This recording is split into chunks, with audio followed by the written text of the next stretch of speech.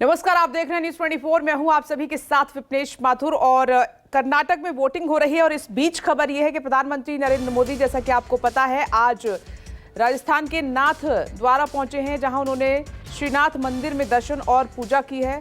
और उससे पहले फूलों की बारिश उन पर हुई। जैसे ही प्रधानमंत्री नरेंद्र मोदी वहां से गुजरे, तमाम लोग दोनों साइड में आपको नजर आ रहे हैं। ऐसा माना जाता है कि पीएम मोदी किसी चुनावी राज्य में तारीखों के ऐलान के 6 महीने पहले ही पहुंचते हैं, लेकिन राजस्थान में पीएम ने आज ही चुनावी शंखनाद कर दिया है। और पीएम इस यात्रा के जरिए मेवाड़ क्षेत्र को साधने की कोशिश करेंगे। राजस्थान में कहा जाता है कि सत्ता का रास्ता मेवाड़ से होकर ही गुजरता है, लिहाजा विधानसभा चुनाव से करीब 7 माह पहले प्रधानमंत्री नरेंद्र मोदी अपनी इस यात्रा के जरिए मेवाड़ के उदयपुर, राजसमंद और सिरोही की विधानसभा सीटों को साधने का प्रयास करेंगे। इस इलाके में बीजेपी मजबूत स्थिति में है।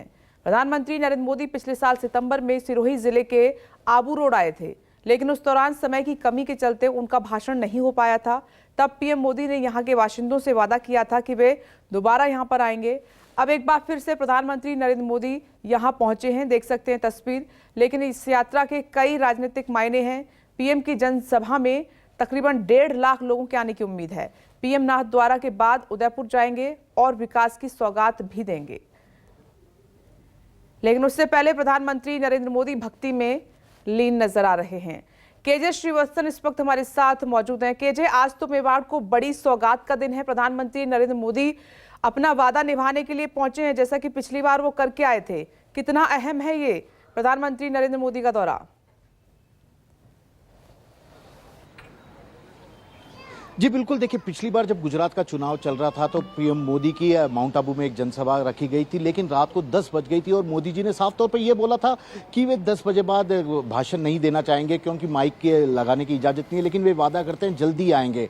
उसके बाद यदि देखा जाए तो पिछले 7 महीनों में 5वीं ये पीएम मोदी की राजस्थान यात्रा है। यानी एक तरह से राजस्थान में इस साल के आखिर में जो विधानसभा के चुनाव होने हैं उसके लिए वे बिगुल बजा रहे हैं। नाथ द्वारा अपने आप में पीएम मोदी का जाना बहुत बड़ा मायने रखता है, क्योंकि गुजरात से सटा हुआ नाथद्वारा है और गुजराती लोगों की मान्यता भी भगवान श्रीनाथ जी के प्रति ज्यादा है। तो मोदी जी नाथद्वारा गए, लेकिन पूजा की वहां जो अवधि है वह भी अपने आप में कई मायने रखती है, क्योंकि उन्होंने 45 मिनट से ज़्यादा इस मंदिर में वक्त गुजारा है।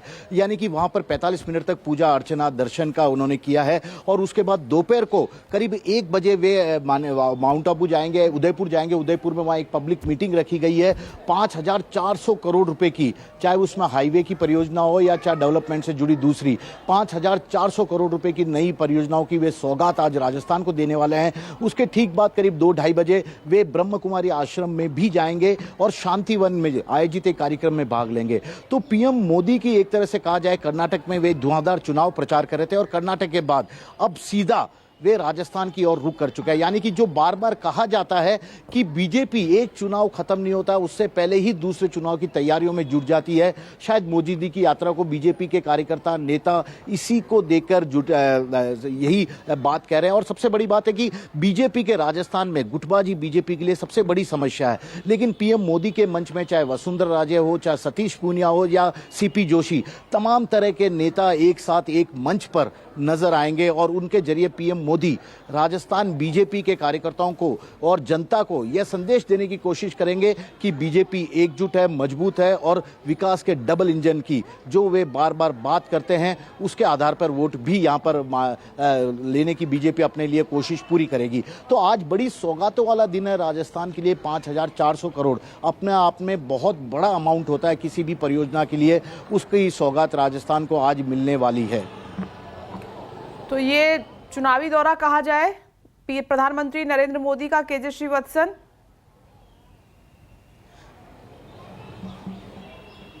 जी बिल्कुल, देखिए इसे चुनावों से जोड़कर ही देखा जाए तो शायद सटीक बात बैठती है, क्योंकि वे माउंट आबू आ रहे हैं जहां पर उन्होंने वादा किया था कि वे जल्दी ही आएंगे।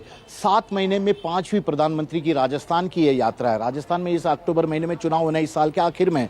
तो ऐसे में 7 महीने में 5वीं बार पीएम मोदी की राजस्थान में यात्रा, अलग अलग जगह जनसभा संबोधित करना और हर बात हर बार टारगेट पर अशोक गहलोत सरकार को लेना, तो कहीं ना कहीं चुनाव से ही बीजेपी जोड़कर देख रही है। लेकिन पीएम मोदी की कोशिश यही है कि राजस्थान बीजेपी की जो गुटबाजी है उसको खत्म करने की एक बार फिर से पहल करे, क्योंकि शायद इस वक्त राजस्थान बीजेपी में कांग्रेस में जितनी गुटबाजी है उससे कई ज्यादा राजस्थान बीजेपी के लिए यही समस्या परेशानी का सबब बनी हुई है।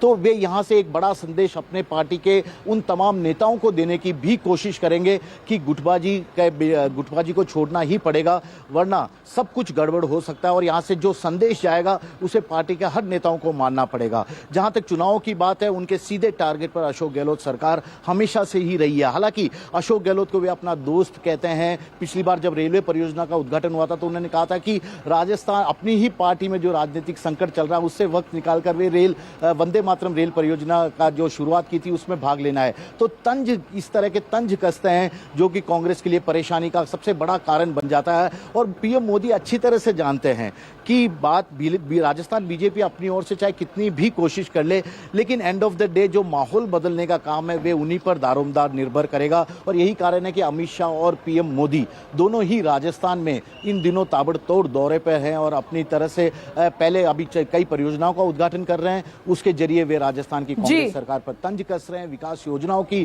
केंद्र सरकार की जो है वो उनके बारे में बातचीत कर रहे हैं, जनता को समझा रहे हैं। श्रीवत्सन, आपका बहुत बहुत शुक्रिया ये तमाम जानकारी के लिए। तो प्रधानमंत्री नरेंद्र मोदी का ये दौरा चुनाव से जोड़कर देखा जा रहा है और काफी अहम है।